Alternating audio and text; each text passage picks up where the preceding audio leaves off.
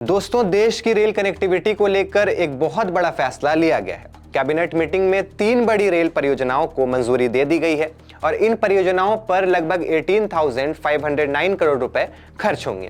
इसकी जानकारी रेल और सूचना प्रसारण मंत्री अश्विनी वैष्णव ने दी और ये प्रधानमंत्री नरेंद्र मोदी की अध्यक्षता में हुई।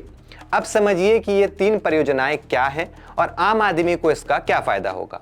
सबसे पहली परियोजना है दिल्ली से अंबाला सेक्शन पर तीसरी और चौथी रेल लाइन बिछाने की। ये लगभग 194 किलोमीटर का सेक्शन है और इस पर करीब 5,983 करोड़ रुपए की लागत आएगी। इसका काम 4 साल में पूरा करने का लक्ष्य रखा गया है और आपको बता दें कि इस रूट का सबसे बड़ा फायदा होगा दिल्ली से जम्मू जाने वाले कॉरिडोर को। इसमें एक इंपॉर्टेंट ब्रिज और 28 बड़े पुल बनाए जाएंगे। हरियाणा के सोनीपत, पानीपत, कर्नल, कुरुक्षेत्र और अंबाला जैसे जिलों को सीधा लाभ मिलेगा। तो दोस्तों, ज्यादा लाइन का मतलब कम भीड़, कम डिले और ज्यादा ट्रेन्स, यानी कि सफर होगा स्मूथ और फास्ट। दूसरी बड़ी परियोजना है कसारा से मनमाड़ सेक्शन, जो मुंबई हावड़ा लाइन का हिस्सा है। ये 131 किलोमीटर का स्ट्रेच है और इस पर लगभग 10,154 करोड़ रुपए खर्च होंगे।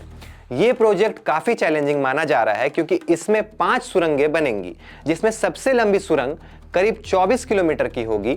साथ ही कई बड़े और महत्वपूर्ण पुल भी बनेंगे। और सबसे इंटरेस्टिंग बात यह है कि जब यह काम पूरा हो जाएगा तो कसारा से इगतपुरी के बीच ट्रेन को चढ़ाई के लिए एक्स्ट्रा इंजन लगाने की जरूरत नहीं पड़ेगी। इस परियोजना से हर साल 4.61 करोड़ टन तक माल ढुलाई बढ़ेगी। कार्बन एमिशन में बड़े स्तर पर कमी होगी और लॉजिस्टिक्स कॉस्ट में लगभग 1,207 करोड़ रुपए की बचत होगी। साथ ही 89 लाख मैन डेज का रोजगार भी जनरेट होगा। अब अगर बात करें तीसरी परियोजना की, तो है बेलारी से हॉस्पेट सेक्शन पर तीसरी और चौथी लाइन का निर्माण। इस पर करीब 2,372 करोड़ रुपए की लागत आएगी और इसे 4 साल में पूरा करने का लक्ष्य है। इस प्रोजेक्ट में 34 बड़े पुल बनेंगे। हर साल लगभग 14 crore kilogram carbon dioxide emission कम होगा और लॉजिस्टिक्स कॉस्ट में करीब 323 करोड़ रुपए की बचत होगी।